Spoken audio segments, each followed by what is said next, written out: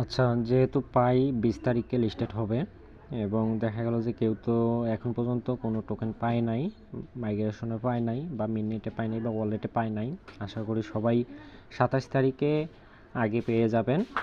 তারপর আপনার lock up যদি 3 বছরের হয় তাহলে আপনার 3 বছর, সে থেকে 3 বছরের লক আপ রাখবে বা না রাখতেও পারে, যেহেতু মেইননেট তারা টোটালি নিয়ে আসতেছে।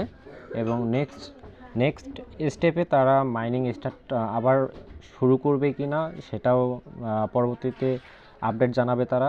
আর এখন আমি যেটা মানে পার্টিশন করতেছি সেটা হলো যে পাইয়ের যে প্রাইসটা, লিস্টিং যেটা প্রাইস এখন, সেটা হলো যে আমি এখন আছি গেটাইউতে।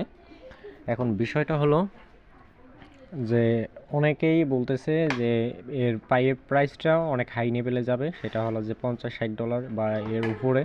আসলে এটি টোটালি ফেক, এটা কখনোই হবে না।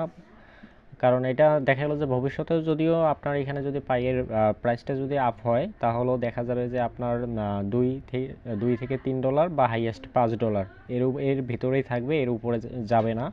বা আর লিস্টিং এখানে আপনারা দেখতেছেন যে 0.35 এখন বলতে 35 সেন্ট, এটাই হলো দেখা গেলো যে প্রাইস, লিস্টিং প্রাইস, মানে এটা এমনিতে শো করতেছে ডিমো হিসাবে।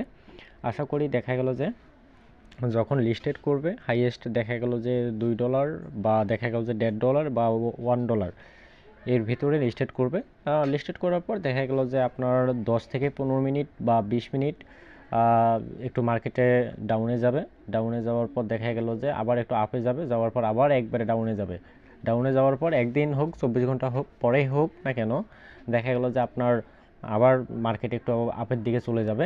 আর ফার্স্ট টাইমে কেউ সেল দেওয়ার ট্রাই করবেন না, যদিও দেখবেন যে মার্কেট যদি দেখা গেলো যে $1 বা $1.5 বা $2 যদি লিস্টেড করে তাহলে সেল দিয়ে দেবেন।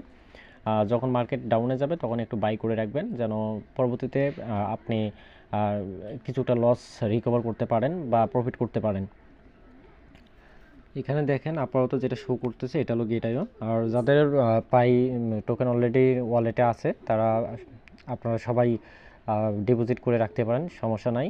আর আগে লোকালে কেউ সেল দেবেন না, একটু ধৈর্য ধরে এক্সচেঞ্জারেই সেল দেন, একটু হলেও রেট ভালো পাবেন ইনশাল্লাহ।